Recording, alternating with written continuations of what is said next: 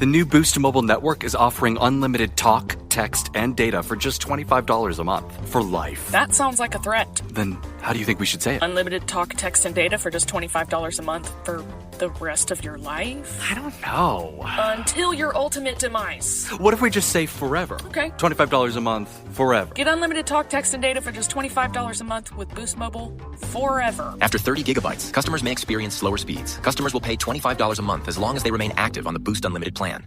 It took a lifetime to find the person you want to marry. Finding the perfect engagement ring is a lot easier. At BlueNile.com, you can find or design the ring you've always dreamed of with help from Blue Nile's jewelry experts who are on hand 24/7 to answer questions, and the ease and convenience of shopping online. For a limited time, get $50 off your purchase of $500 or more with code LISTEN at BlueNile.com. That's $50 off with code LISTEN at BlueNile.com. You know, I've been talking about earned media value for quite some time on this podcast. My friends at Eisenberg have just raised the bar on earned media benchmarks with their social index. Social Index now gives you globally earned media values across a growing list of 6 geographies for all your KPIs across the top 7 social platforms: Facebook, Instagram, LinkedIn, Snapchat, TikTok, Twitter, and YouTube. You can now visualize these values for deeper analysis, and they have a look-back window over 2 years of historical comparisons. Social Index is updated daily. Don't get stuck with old data. Over 1,000 companies have used the Social Index to understand the ROI of their social campaigns. And if you work with a social agency, you should demand they incorporate earned media values into your reports. Get your earned media value for social content. Visit earnedmediavalues.com/Alan. Again, that's earnedmediavalues.com/ALAN.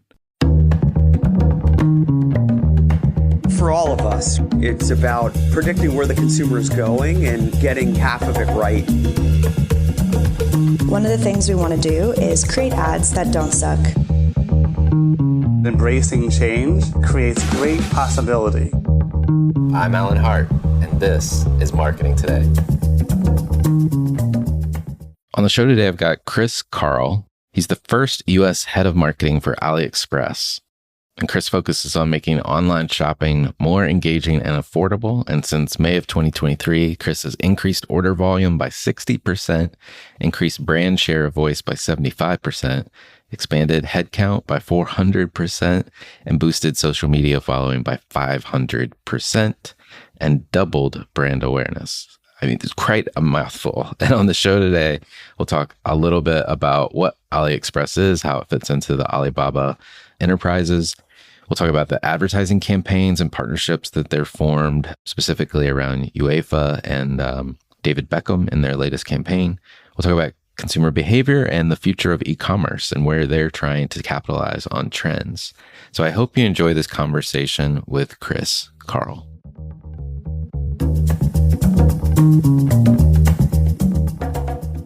Well, Chris, welcome to the show. Thank you, Alan. Thanks for having me. It's great to be here. Yeah. I know we're going to talk a lot about AliExpress and the business and what you guys are up to. But before we get there, I hear you've had a brush with fame, maybe a little less than either our 15 minutes or 15 seconds. I can never remember the saying. And I would love to hear a little bit more about this. Yeah, it was actually more like 2 or 3 seconds if you really want the exact number. But yeah, I lived in New York for almost 10 years. And I guess in an alternate life, I always wanted to be an actor. And you know, when you walk around New York, you inevitably stumble onto the movie set or a series being shot. And that really always fascinated me. And I kind of put it on my bucket list that I really wanted to be an extra on a series or on a movie. Surprisingly easy to do that. So I signed up with Amazon's Marvelous Miss Maisel. And I think you might have seen that in the past. Oh, yeah. That's one of my favorite shows or series, I should say. So, yes. Well, you'll want to look at season 3, episode 6, among other things. But so appeared as an extra on Marvelous Miss Maisel. And what was supposed to be kind of a one-time thing turned into a multi-month endeavor. They actually called me back for some other episodes. I eventually also did 2 episodes for The Deuce on HBO with James Franco. So That's such a quintessential New York experience, and it's surprisingly easy to do that if anybody wants to check it out. And yeah, fun fact. I love that. I love that. Especially since I know Marvelous Mrs. Maisel too. I'm going to have to go back and watch, see if I can find you. 3 seconds. That's awesome. That's awesome. Well, that is very New York. Well, Chris, you're now the U.S. head of marketing at AliExpress. How did you get your start in your career post your brush with fame? Yeah, I guess advertising and marketing have always been a huge part of my life, kind of in my family's DNA. On my mother's side, pretty much everybody was in marketing or advertising at some point. My aunt, my uncle, my cousin, my grandfather actually worked on Madison Avenue for J. Walter Thompson as a creative director in the 50s and 60s. So he really lived those best Mad Men days. And that really romanticized the whole advertising and marketing space for me from a very early age on. And so when I did my first internship, that was in the marketing department of Calvin Klein Fragrances in New York, that's when I really started to understand, wow, the powerful storytelling aspect of marketing is what really fascinates me, right? You go out and you buy a $60, $70 bottle of fragrance that probably only costs like $1 or $2 to make. And really that delta is all storytelling and marketing. And the same goes for the spirits industry and to a large degree, the fashion industry. And that's what really fascinated me. And so when I graduated university, I joined BBDO in Germany, where I'm from originally. And starting a career at an agency really is incredibly eye-opening. It's a huge learning curve. You get to work across so many accounts in an ideal world. So I developed pricing strategies for a Swedish shipping company. I helped a European restaurant chain enter the Swiss market. I helped a European fashion brand develop their e-commerce strategy and retail operations. So that really set me up for success and for my next chapter. I was asked to open the US office for a influencer marketing agency that was based out of Hamburg, Germany. So I moved to New York. This is 2014, 2015. Influencer marketing was really just starting out, and it was highly disruptive. It's kind of like AI now, obviously to a lesser degree, but very impactful on the world of marketing. So everybody was trying to figure out, what do we do with influencer marketing? How do we monetize that? How do we use it? And our agency was just really good at productizing it, at integrating it into the marketing mix. And so we really built this company into one of the leading agencies in the world. They're still around. They're called Pulse Advertising. So I led that US division for about 4 years, worked mainly for fashion clients, spirit clients, beauty clients. It was a really, really fun ride before I then decided to take all that marketing knowledge and put it into my own brand. So I started a men's grooming brand, heavily focused around influencer marketing, of course. We sold D2C, but also through retail. So we were in over 100 stores in North America. And running your own business is a huge challenge, but also very, very rewarding at times. And so that was just a great experience. And then when I was presented with the opportunity to become AliExpress's first head of marketing in the US, I seized that opportunity because it was essentially taking what I had learned previously to a much bigger stage. And basically now my team and I are responsible for shaping business strategy for AliExpress here in the US, leading marketing efforts. And over the past 1.5 years, we've really made a tremendous impact. We've helped grow order volume by 60%. We've increased our US brand awareness by over 300%. We've increased our media share of voice dramatically. So it's been a very, very rewarding chapter so far.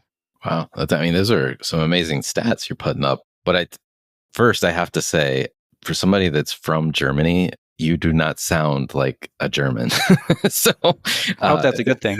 Well, I don't know if it's a good thing or a bad thing. It's just like, it's unusual to you've got like the perfect actor accent.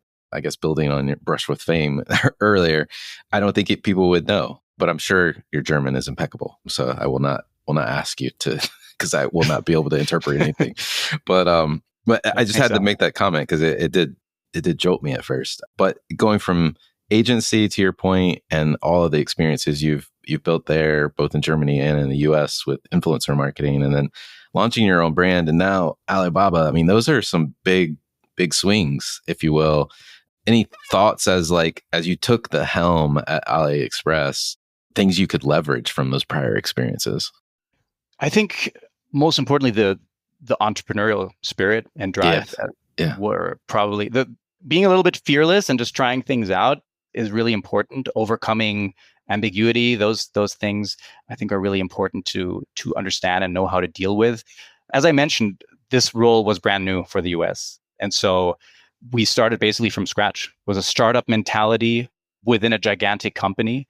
I'm not sure if your listeners, everybody obviously has heard of Alibaba, but I think it's really interesting to look at the history of the company and how impactful and impressive this company really is and the scale of it. So back in '99, Alibaba Group was founded by Jack Ma, who probably most people know. Mm-hmm. But it was an era of tremendous growth, right? In China, the manufacturing space was exploding and exporting goods all over the world. And so the genesis of the company was, how do we connect buyers from around the world directly with Chinese manufacturers, cutting out all the middlemen, really offering very, very low prices and access to everything conceivable under the sun that you can buy. And so that was the genesis of Alibaba.com, which launched in '99 as a business-to-business marketplace. Quickly gained a lot of traction, got a lot of international attention. Yahoo invested, SoftBank invested. And so Alibaba really grew into this tremendous company that expanded into logistics, into financial services, cloud computing. We've also been investing heavily in AI over the past couple of years. We actually just announced a partnership with NVIDIA for autonomous driving this past weekend. And so, in 2014, when Alibaba went public on the New York Stock Exchange, it was actually the biggest IPO in New York Stock Exchange's history. We raised $25 billion. And so really today, Alibaba is this larger than life company with one of the biggest e-commerce players in the world, one of the biggest technology companies in the world. We employ almost 250,000 employees. And I think a lot of people don't really realize that this is such a relevant company in today's world. And the way AliExpress fits into that, in 2010, in the wake of the financial crisis, that's when AliExpress started, because we were seeing that many customers experiencing financial hardship were actually shopping in bulk on Alibaba.com. But it wasn't really initially meant for the end consumer. It was meant for buyers, for brands around the world. And so based on these requests from the customers, hey, we want to buy individual items, that was when the whole idea of AliExpress came about. Connecting the end consumer with these manufacturers would be something really powerful. So that idea was really pioneering. Really, we're one of the pioneers to scale cross-border commerce. And that has resulted in us today having over 300 million customers in over 100 countries. We offer hundreds of millions of products across really all possibly imaginable categories: fashion, tech, home, beauty. And we've always focused on choice and price as our main driver. We can offer pretty much anything under the sun at highly competitive rates because we cut out all these individual layers and intermediaries. So that's kind of just AliExpress and Alibaba in a nutshell. No, I appreciate that. And I mean, because my first experience, I guess, or hearing about Alibaba and Jack Ma and the enterprise that he's built over many years was many years ago. I was working with a Chinese entrepreneur in the US about, it was bridging education. So bringing students from China to the US to study graduate studies and undergraduate studies. And he kept talking about Jack Ma, and I finally looked him up. This was many years ago. And at that time, it was super impressive. But the organization and the ecosystem of companies has just only gotten bigger. And to your point, I don't think people fully understand the breadth or scope of what's been created. So thank you for that. And thank you also for explaining a little bit more about AliExpress. So you're leading US marketing for AliExpress. Where are you guys going in the US? What's your aspirations? What are you driving towards? Yeah, I mean, naturally, as a marketing team, our main goal is to drive brand awareness, to build trust here in the US, to just get this message of your dollar goes further at AliExpress to our consumers. And yeah, I mean, as you know, the US e-commerce space is incredibly competitive. It's the biggest in the world. $1 trillion, over $1 trillion being spent every year on e-commerce. Obviously, you have to do a good job here if you want to convince the American consumer that you're the right place to shop at. And so we do that in two ways. Externally, as the marketing team, we of course focus on developing a really robust integrated marketing approach. How do we leverage sports? How do we leverage popular culture to really execute storytelling-driven campaigns that really resonate with our audience? How do we convey to our audience that we have the best value proposition out there, where there are so many choices where consumers can shop? right? So that's externally our main job. How do we figure that out? How do we speak to our customers? And internally, on a business level, we're also working around the clock to make improvements to our business. So we've recently relaunched our app experience. So that has gotten much better. It's redesigned. Browsing our hundreds of millions of products is now easier than ever. But it also means, how do we improve shipping times? We've dramatically reduced our shipping time. So now most items arrive in less than 10 days. We do price matching now, right? So if you buy something and it gets further discounted, we give you the difference if it's within 30 days of purchase. We now offer free returns on millions of items. We offer refund guarantees. And I think what's most importantly, we are really working on increasing our live customer service. So now actually more than half of all interactions with customer service are with localized agents. And that's a big deal for our customers, because they have a lot of questions. They want to ask about our products, and if we can answer that in real time with real humans, that is something that really makes a difference. And so these are the things that we're focusing on as the US marketing team right now. I love it.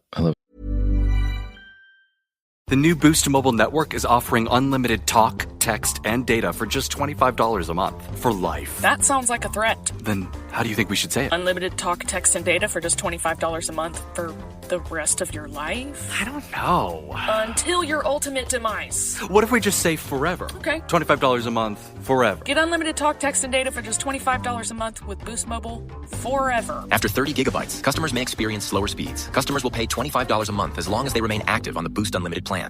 Hey, this is Justine from Two Black Girls, One Rose, and I'm here to tell you about Zola. How weird does it feel to be called someone's fiance? The first time you hear it, you do a double take. From there, it's let's enjoy this moment, turns into we're planning a fall wedding, and I am right there right now. That's where Zola comes in. From a venue and vendor discovery tool that matches you with your dream team to save the dates, website, and an easy-to-use registry, Zola has everything you need to plan your wedding in one place. Start planning at Zola.com. That's ZOLA.com.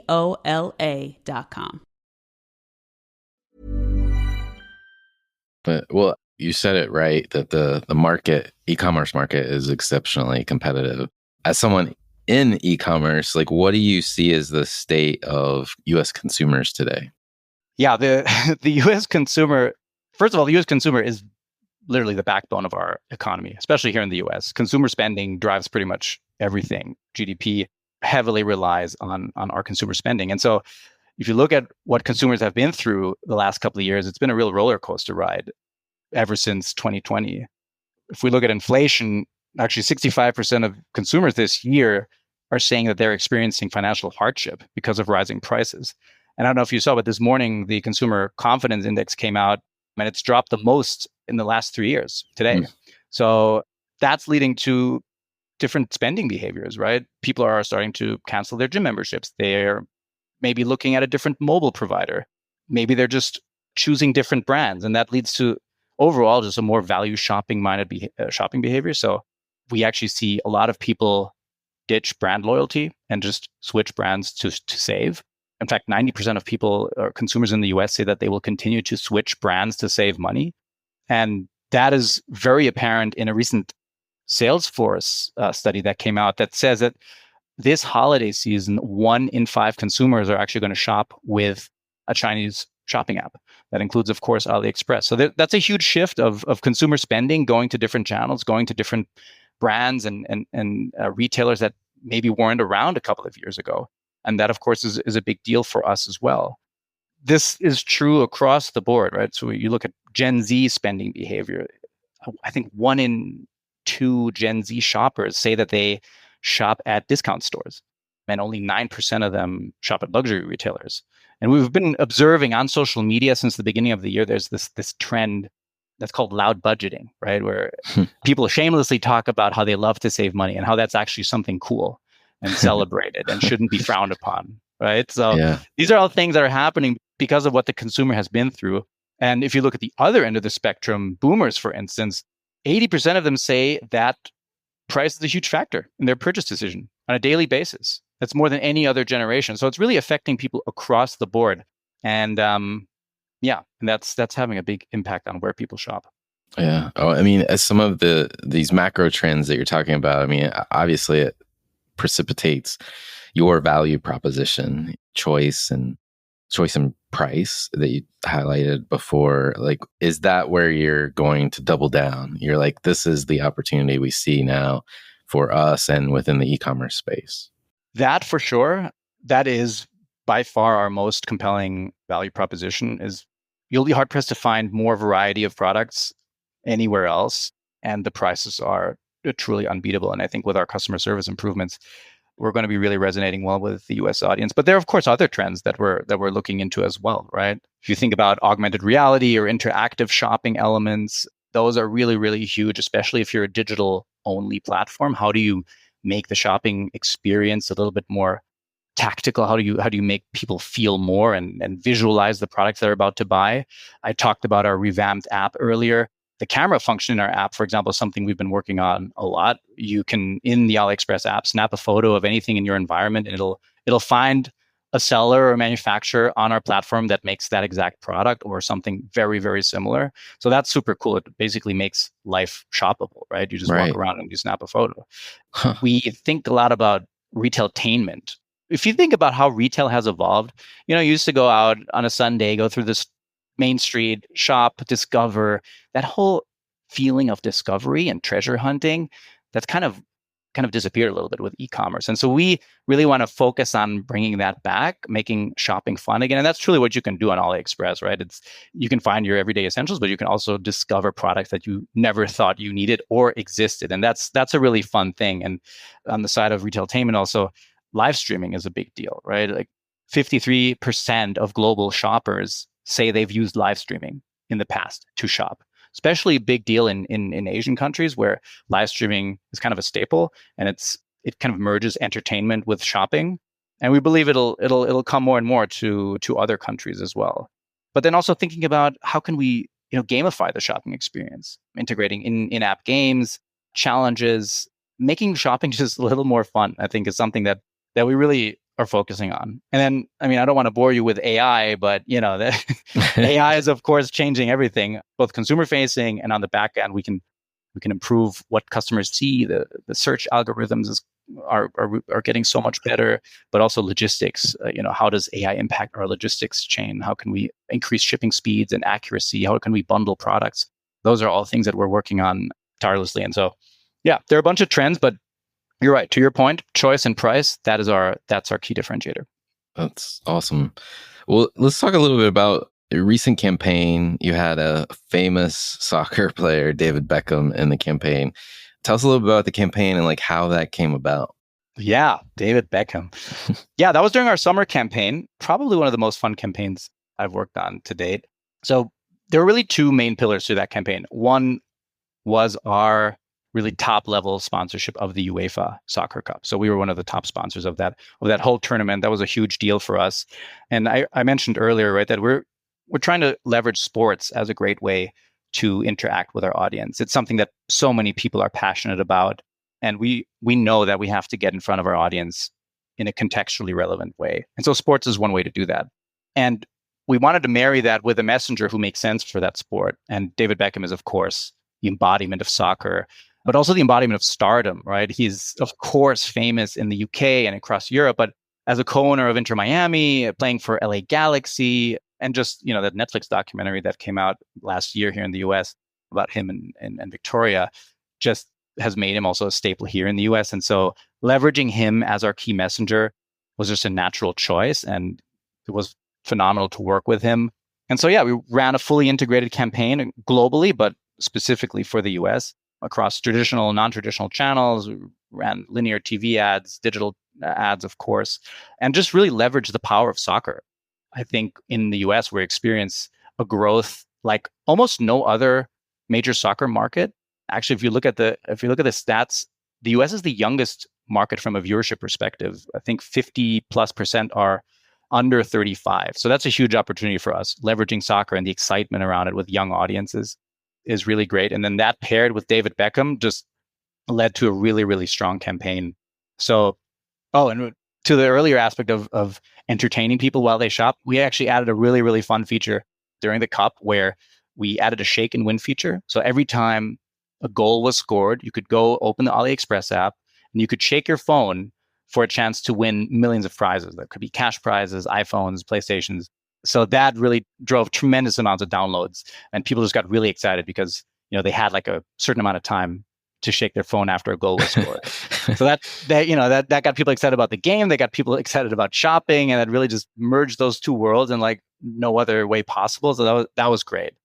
So after the campaign, we did a study, a consumer study with YouGov, and we ranked in the top 3 spots with Coca-Cola and Adidas as what people associate with the Euro Cup, what brands. So that was really great.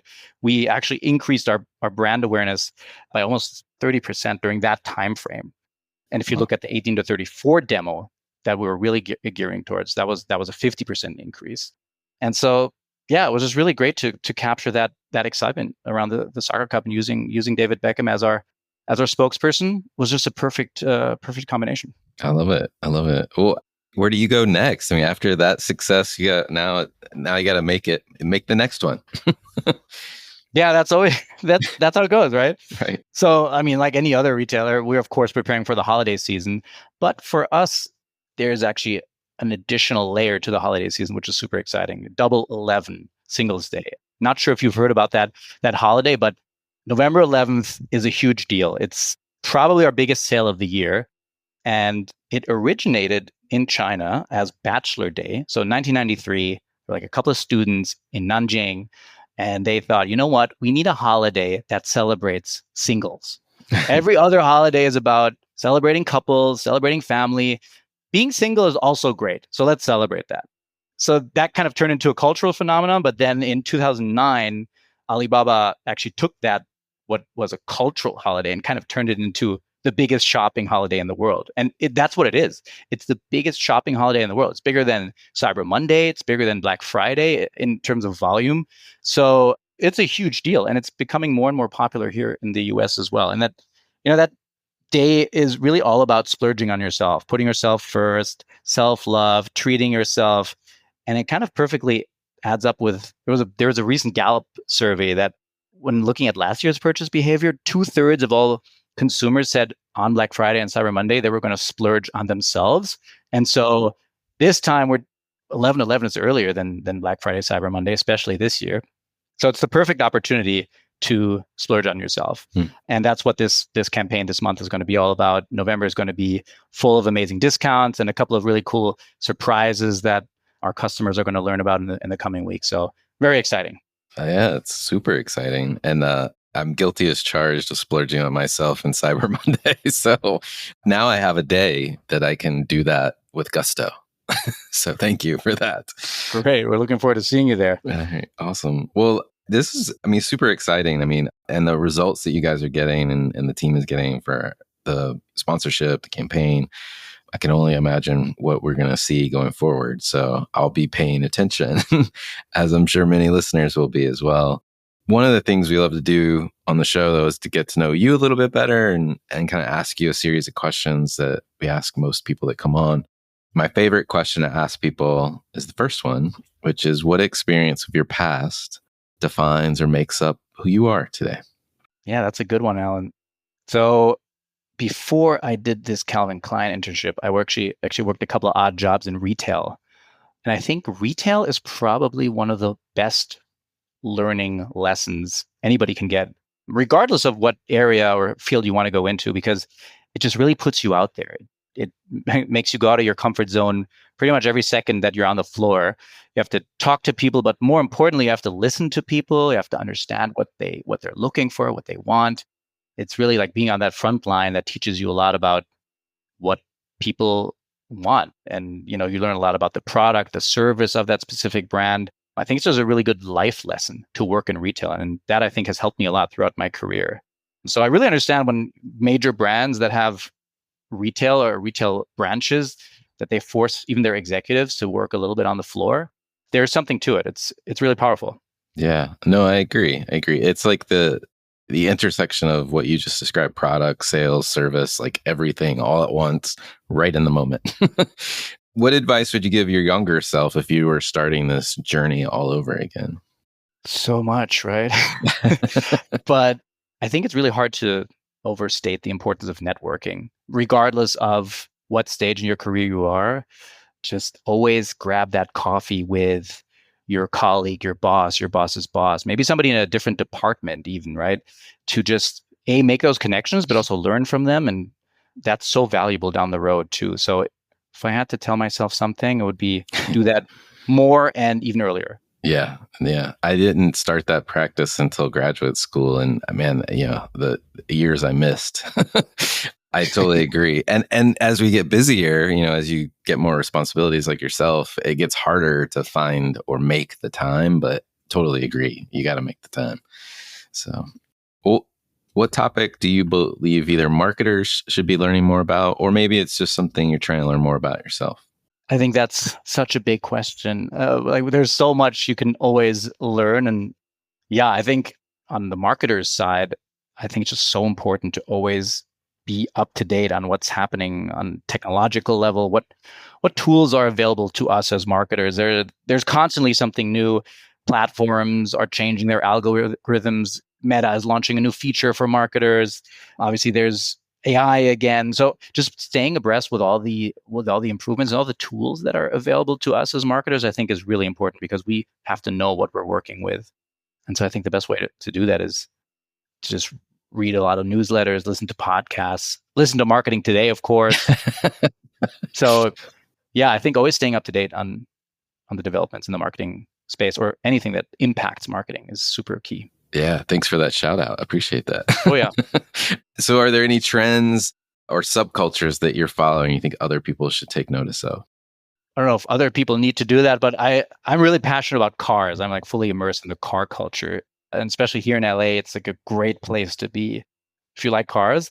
And to kind of tie it back to marketing, I think it's a really great example of how passion-driven communities can be such a good place for brands to build relevance. So I go to these cars and coffee meetups or rallies through the mountains here, and there's always some sort of sponsor, whether it's Red Bull or Pirelli or some coffee brand, some D2C coffee brand. It's so powerful when they get in front of a passionate and interested audience in the right context that, yeah, I always find that very fascinating. So that's a great lesson for, I think, every brand. Yeah. But yeah, that's what I'm passionate about. Yeah. Well, and for those that have never been to LA, I think your note about car culture, that's a totally LA thing. I know there are, antique car folks all across the country, but I almost feel like it's better to have a car than a house in LA. You almost spend more time in your car than in your house. Exactly. I was going to say, you can at least get from one place to another if you have a car. But yeah, it's crazy. It's crazy. And everyone loves their cars. Most people I've talked to from LA love their cars. Last question for you. What do you think is the largest opportunity or threat facing marketers today? Probably I can answer that in one response. I think it's the paradox of choice, honestly. There's so much choice. Actually, to my earlier question with what marketers always need to be learning and informed about is also one of the challenges because there's just so much available to us. There's so much data. There's so many platforms we can use, so many tools, so many strategies, right? It's really hard to, what do you use? What don't you use? What do you focus on? And so I think that can often lead to analysis paralysis, especially within bigger organizations. It's not quite clear what the right path is because of all these choices. And so I think staying really true to how do we get our message across, start with the customer, where are they, and how do we interact with them in the best possible way, can kind of get through that. But really the abundance of choice is a tough one. And I mean, consumers also have the abundance of choice, right? They have more options than ever before. So how do we cut through the noise and make AliExpress or our brand stand out? Yeah, no. It's easy to dilute your focus, I think, because everybody's kind of trying to play everything all at once. And that definitely doesn't always work out. So I think that's the biggest challenge. No, that's a great point. And I think some of the things, one, marketers, we just need focus and figure out what works and what's not working. So not that that's easy, but just, I think that would help us. I think one of the features you talked about that you guys have built is that whole camera app of being able to take a picture of something in the wild, so to speak, and help narrow down where to find it within your your ecosystem of partners and suppliers, et cetera, on AliExpress. That's a great way to help overcome that paradox of choice and make it fun, like you talked about. So yeah, it is really fun. I do it all the time. Well, Chris, thank you so much for coming on, sharing quite a bit about Alibaba, AliExpress, and what you guys are up to. And we'll be watching. Thank you so much, Alan. It was really fun. Hi, it's Alan again. Marketing Today was created and produced by me with post-production support from Sam Robertson. If you're new to Marketing Today, please feel free to write us a review on iTunes or your favorite listening platform. Don't forget to subscribe on marketingtodaypodcast.com. Tell your friends and colleagues about the show. I love hearing from listeners. You can contact me at marketingtodaypodcast.com. There you'll also find complete show notes and links to what was discussed in the episode today, and you can search our archives. I'm Alan Hart, and this is Marketing Today.